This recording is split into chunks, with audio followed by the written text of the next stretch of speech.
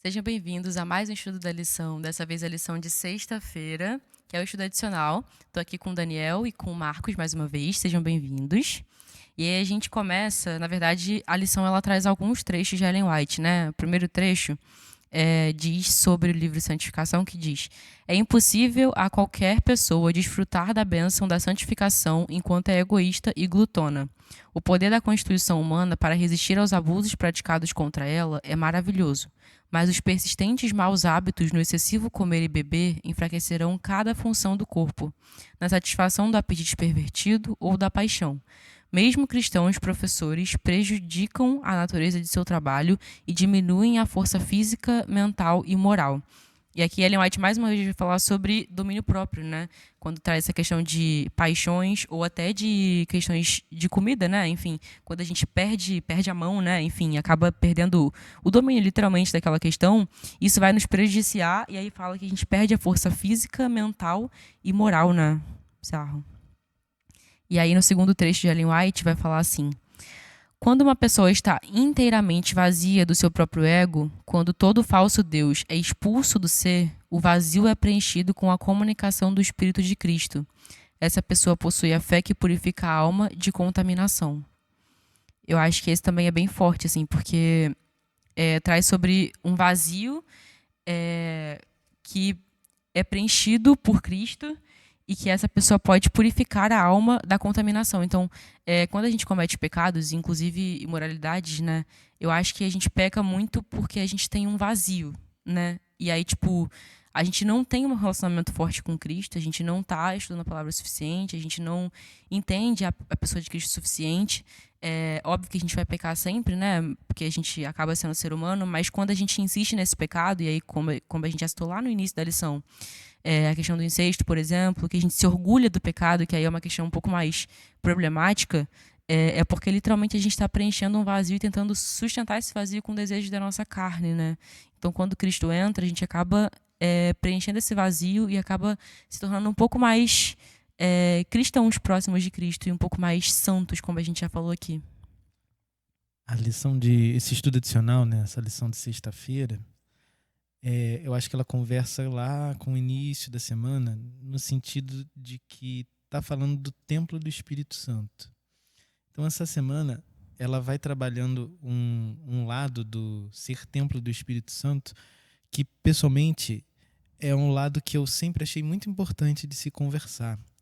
Porque quando fala que somos templo do Espírito Santo, Paulo está falando principalmente de questões sexuais. Ali, né, ele está falando de questões do que a gente viu essa semana inteira.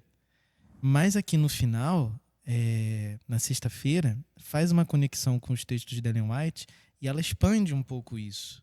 Né? Ela mostra aquilo que, como adventista do sétimo dia, a gente já vem estudando isso em toda a nossa trajetória na igreja.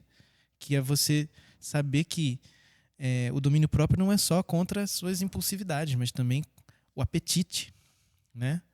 Que como fala-se muito que a mensagem do terceiro anjo ela tem como braço direito a mensagem do regime alimentar, né?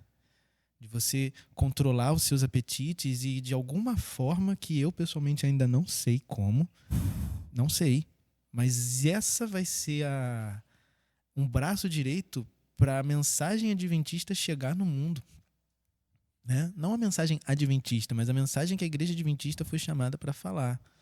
De alguma forma, a questão alimentar, que passa diretamente por ser templo do Espírito Santo, né? Quer comais, quer bebais, faça tudo para a glória de Deus. Então, comer e beber, né? De alguma forma, essa mensagem vai ser levada, tendo como braço direito dela a mensagem do regime alimentar. Deus tem um desejo de que a gente tenha vida e a vida em abundância, né? Só que às vezes a gente cai ali naquele extremismo de imaginar que, não, nessa terra aqui a gente só vai sofrer e só vai ter felicidade na vida eterna, né? Só que não, Deus ele deixou diversos conselhos para a gente juntar todas as esferas da vida. Também não é, a nossa vida não é um joguinho de Lego que cada peça é individualizada e pode ser separada e tá tudo bem o restante, né? Não, não existe uma vida boa e feliz se meu casamento está ruim, ou se meu trabalho está ruim, ou se minha parte espiritual com Deus está ruim, né? Uma parte ruim vai contaminar todas as outras, vai, de alguma forma, tirar aquela harmonia, né? Então, você falou muito bem, né, da gente tentar preencher esse espaço, a gente tem um vazio existencial enorme. Algumas pessoas correm ali para o racionalismo, algumas pessoas correm para algumas atividades que satisfazem, dão alguma dopamina, alguma coisa assim de prazer, só que algumas pessoas buscam o transcendental, né? Buscar entender o que está acima da gente, né? Um nível acima. A gente não comporta, mas a gente tenta, né, ter contatos com esse nível. E a maior revelação que a gente tem de forma prática é a Bíblia, né, sobre esse nível mais acima. E não é lendo a Bíblia a gente vai conseguir conseguir compreender a completude divina, mas a gente vai ter algumas peças que vão orientar no caminho que a gente deve andar para que a gente, aí sim, possa ter uma eternidade ao lado do divino e entendê-lo pouco mais a cada dia dentro dessa eternidade. Então, quando você falou sobre preencher esse vazio, é muito bom. Por quê? Porque a gente tem um vazio do tamanho de Deus, né? E quando a gente tenta preencher com coisas que não são do tamanho de Deus, a gente só posterga esse vazio e mais à frente, quando o efeito temporário passa, a gente percebe que aquele vazio continuou, né?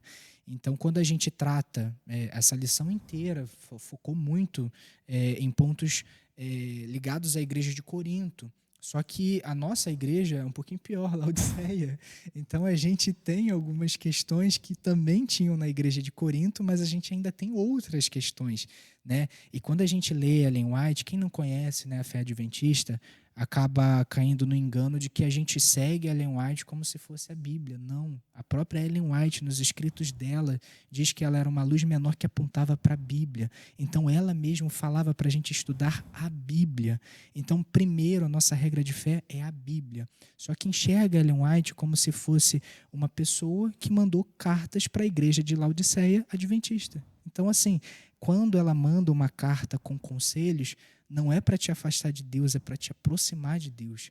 E é justamente para trazer à tona esses assuntos que a gente está conversando aqui, né? De preencher esses espaços com a pessoa de Deus. E eu acredito que, não também separando, né, os pontos excluídos do todo, né? Com certeza. E aí o último trecho que tem aqui está em Manuscrito 12, que fala: Deus busca levar-nos ao seu padrão elevado, puro e celestial. Com esse propósito, seu Espírito está constantemente operando em nós. Nossas tendências naturais, a menos que sejam corrigidas pelo Espírito Santo de Deus, trazem em si as sementes da morte moral. E aí eu achei esse trecho bem forte, porque diz que naturalmente as nossas tendências vão nos levar para a imoralidade, né? E aí é o que a gente já estava conversando aqui. Se a gente for seguir os nossos próprios desejos, a nossa própria carne, a gente vai buscar a morte eterna, né? Porque literalmente o salário do pecado é a morte. Deus nos deu a oportunidade de ter a vida eterna, mas a morte eterna ainda está aí, né? Para quem não escolhe viver eternamente. Quem não escolhe viver eternamente, infelizmente vai seguir essa morte eterna. Então, nosso espírito vai pedir uma coisa, né? A gente que é cristão, a gente está, enfim, tentando seguir a Deus, tentando se santificar. Nossa carne vai desejar outra coisa, mas que o espírito prevaleça sobre a carne, né? E aí a gente vê que Deus ele precisa ser mais forte na nossa vida do que as nossas próprias intuições, as nossas próprias vontades, os nossos próprios desejos, porque eles vão nos levar para uma morte moral.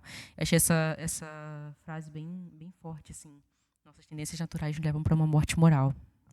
Muito forte, ela conversa muito bem com Jeremias 17, né?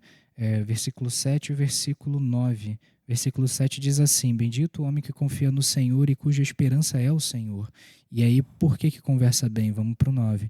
Enganoso é o coração, mais do que todas as coisas, e desesperadamente corrupto. Não é só corrupto, é desesperadamente corrupto.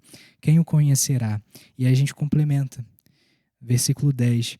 Eu, Senhor, esquadrinho o coração, eu provo os pensamentos, e isto para dar a cada um segundo o seu proceder, segundo o fruto das suas ações.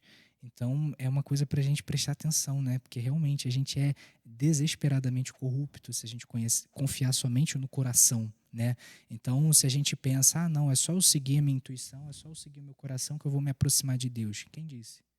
A gente tem que tomar muito cuidado, porque não é isso que a palavra diz. Exato. Eu acho que a gente falou bastante sobre domínio próprio e é essa lição que eu acho que fica para a gente hoje, que a gente consiga entender todas as questões da nossa vida pelo olhar de Cristo e pelo olhar de Deus do que Ele nos recomenda na palavra dele.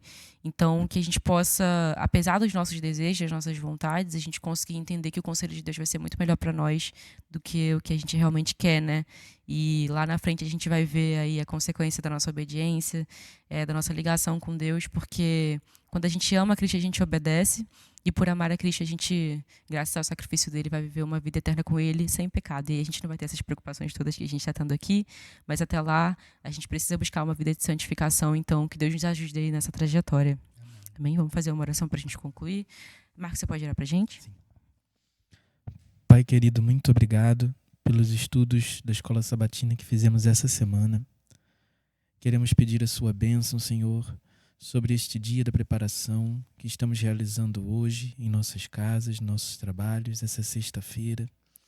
Pai querido, abençoa, Senhor, todas as nossas atividades nesse dia, para que este sábado que está chegando seja um dia muito abençoado para todos nós, Pai.